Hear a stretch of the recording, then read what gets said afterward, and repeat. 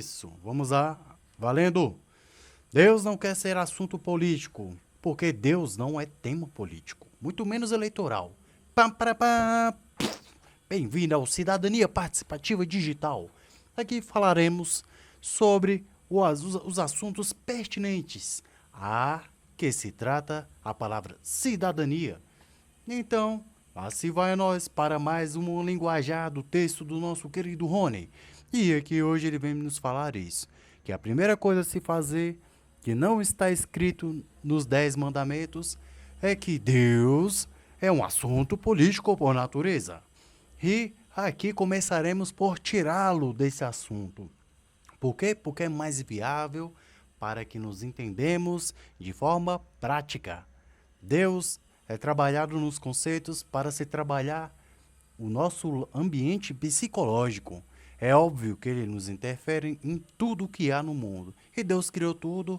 E para que ficar ressaltando que Deus criou a política? Deus criou tudo. Não precisa falar de nada, gente. Tudo que se fala é da criação de Deus.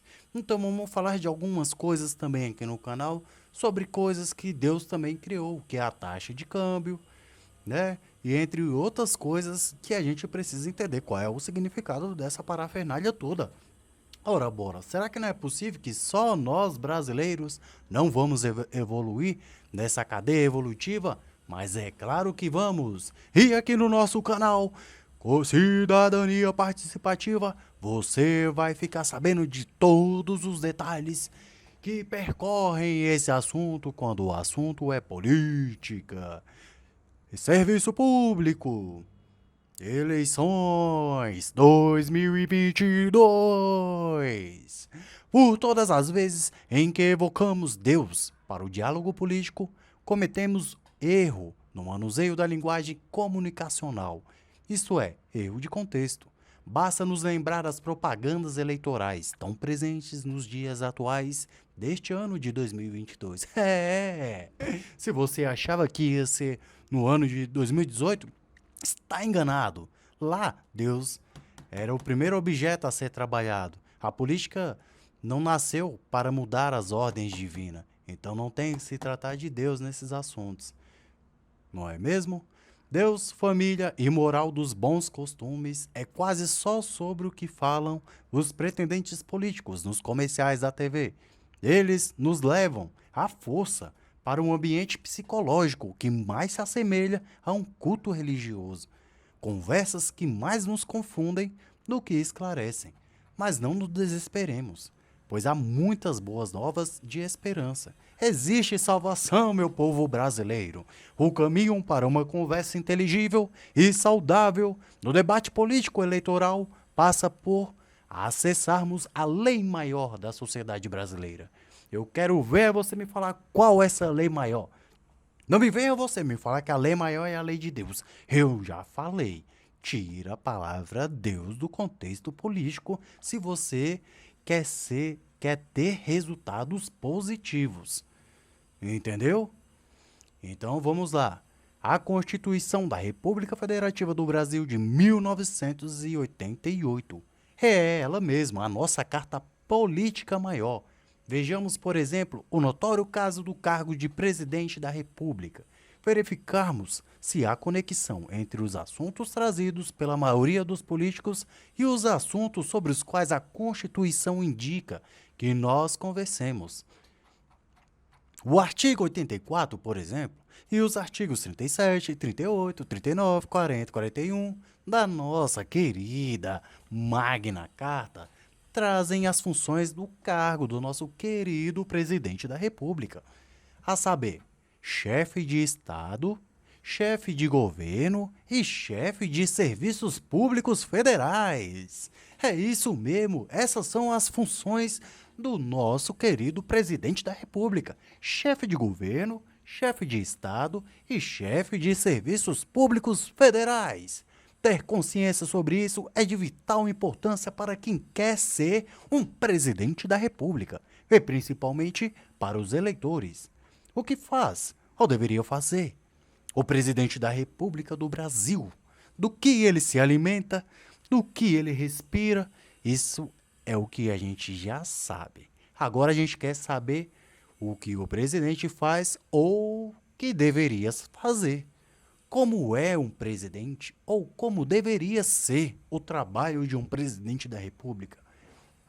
Você sabe? Então vamos lá. Na função de chefe de governo, o presidente da República conduz o maior agente econômico da economia nacional, isto é, o governo federal. Ele é o maior agente econômico da economia, administrando, portanto, os grandes planos estratégicos e orientadores dos destinos da economia brasileira. Juntamente com seu ministro da Economia de um lado, o presidente elabora e executa o orçamento federal, que hoje está dimensionado em aproximadamente 4,8 trilhões. Isso mesmo. Se você achou que poderia ser menos ou que poderia ser mais, nada menos do que 4,8 trilhões. Trilhões, isso mesmo. Você não está ouvindo errado. É 4,8 trilhões de reais, ou cerca de nada mais nada menos do que 55% do PIB. Orçamento este que é destinado a várias coisas. E a primeira que nós temos aqui para falar é sobre o financiamento da gestão da moeda nacional. Mas o que é isso? O real, através do Serviço da Dívida Pública Federal. Curiosidade? A cada 1 ponto percentual que se aumenta na taxa Selic, que você escuta falar nisso todos os dias no Jornal Nacional, a taxa referencial para a economia financeira de curto prazo em operações diárias no mercado interbancário, em que se negociam títulos públicos. Quem tem um pouquinho de dinheiro para movimentar aí a máquina pública, colocando lá no Tesouro Nacional. A dívida pública federal se eleva, tem seu peso de carregamento aumentado em cerca de 24 bilhões de reais em um ano. Em um único ano, 24 bi. É a letra B, A, B. Então, bilhões de reais. Em agosto de 2020, a taxa Selic estava em 2% ao ano. Hoje, aproximadamente 1 ano e 9 meses depois, ela subiu para quase 12%. É isso mesmo, 11,75%. São 11,75% ao ano. Em menos de 2 anos, a taxa Selic foi elevada em cerca de 10 pontos percentuais. Com certeza, adicionamos bem mais de 100 bilhões de reais à dívida pública federal sem criar um único investimento novo. Isso mesmo, sem criar uma única riqueza nova para a nossa querida economia. O que nos faz rir ao funcionamento dos serviços públicos federais. É a nossa segunda alternativa.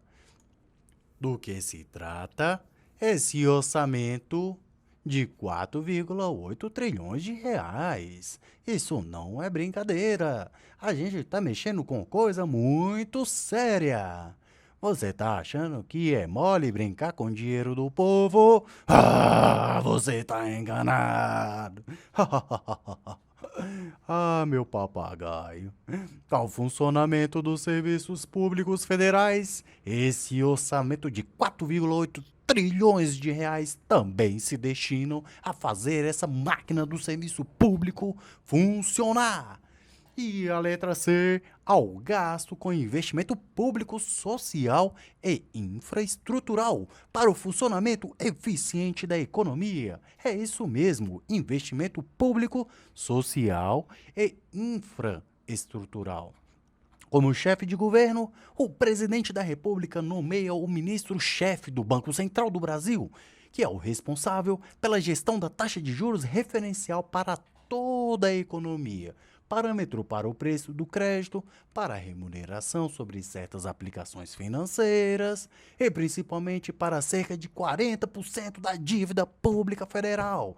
Além do mais, cabe ao Banco Central a administração das reservas em moeda estrangeira. Isso mesmo, em moeda estrangeira. Os dólares que nos dão a garantia de acesso à poupança extra para importações no futuro. Cabe também ao Banco Central garantir o funcionamento do sistema bancário comercial, que supre ou não de moeda crédito a economia. É também tarefa do Banco Central financiar, em última instância, o Tesouro Nacional. Entre 2010 e 2014, o Brasil esteve na 7ª posição do ranking mundial do PIB, Produto Interno Bruto, para quem não lembra, mas hoje está na posição 14º lugar. É isso mesmo, piorou, caiu 7 posições, perdemos 7 posições em cerca de 8 anos de recessão depressiva, de 2015 a 2022. Aí você vem falar que é o quê? A pandemia, foram os governos passados. Ah, meu Deus. Ah, toquinha, ah, coxinha. É, isso mesmo. Tantas tarefas econômicas, enfim dos encargos financeiros, já está claro que Deus não é tema político, mas a moeda, o dinheiro, o crédito e a dívida pública que são os assuntos políticos sobre os quais deveríamos conversar. E aqui, sobre eles vamos conversar. Ao segundo encargo do presidente da República do Brasil, investido do nobilíssimo encargo de chefe de Estado, o presidente da República é o chefe mor das relações exteriores que o Brasil estabelece com o restante do mundo. É isso mesmo. Ele estabelece relações com o restante do mundo, juntamente com o corpo da diplomacia da República, através do seu ministro das Relações Externas. Elaboram e implementam políticas externas favorecedoras do bem-estar das famílias brasileiras, da produtividade do país e da lucratividade das empresas brasileiras perante as demais empresas estrangeiras e transnacionais concorrentes do mercado empresarial brasileiro. Isto dito, é de fácil percepção e clareza que o chefe de Estado brasileiro conduz e lidera o diálogo do Brasil com o resto do mundo, defendendo o bem-estar das famílias brasileiras e lutando, portanto, para abrir mercados para as empresas brasileiras no resto do mundo. Eis o contexto da comunidade internacional de nações, em que chefes de Estado e respectivas diplomacias dialogam e conversam sobre macroeconomia internacional. Isso mesmo. E adivinha mais o quê? Sobre os direitos humanos. O assunto tão em voga, já há tanto tempo, já era pra gente tá bailando, junto com o vento, quanto à terceira atribuição, da função de chefe de serviços públicos federais, o presidente da República, junto ao seu ministro da Casa Civil e ao seu ministro da Economia, mapeiam o orçamento e a arrecadação tributária da União Federal, buscando, portanto, suprir de financiamento as políticas públicas federais, que são administradas pela estrutura ministerial subordinada diretamente à presidência da República do Brasil. Portanto, taxa de câmbio, dólar, taxa de juros, taxa de lucros, taxa de salários, taxa de inflação, taxa de tributação, investimentos públicos, consumo das famílias, política creditícias, política industrial, política comercial, política fiscal, orçamento, planejamento, tudo público, dívida pública, moeda, investimento,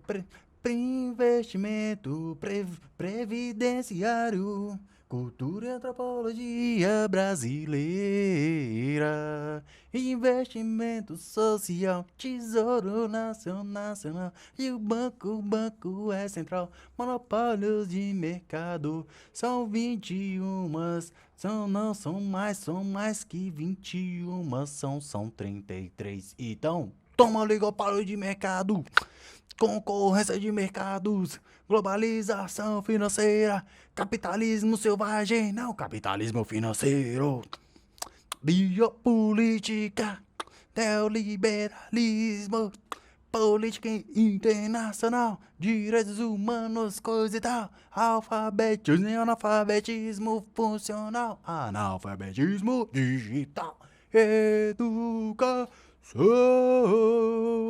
Eis alguns exemplos de assuntos que a Constituição indica para conversarmos no contexto psicológico da política. É sobre o que conversaremos aqui. Já quanto a Deus, à tradição e aos temas da ordem moral dos costumes, deixemos para conversar sobre isso no contexto psicológico adequado. Busquemos efetividade no manuseio da linguagem comunicacional, portanto. Afinal, Deus não quer ser tema político, porque Deus não é assunto político. Observações finais, descrever as coisas como são, isso é frase de Platão. O meu povo perece por falta de conhecimento. E quem foi que disse foi Jesus, o ser perfeito que é de Deus. O meu povo perece por falta de conhecimento, que vem o desabastecimento. Valeu por mais um podcast do dia de hoje, com a sua querida participação. E o texto de hoje foi produzido por Rony Júnior, 36 anos, agente socioeducativo, formado em comércio exterior e pós-graduado em economia do setor público, responsabilidade fiscal. É isso aí, é a população trabalhando em prol da melhoria social. Mais uma vez, muito obrigado a vocês que se interessou pelo assunto. Curte, compartilha e divulgue esse assunto que é interesse geral da nação. Muito obrigado, até mais.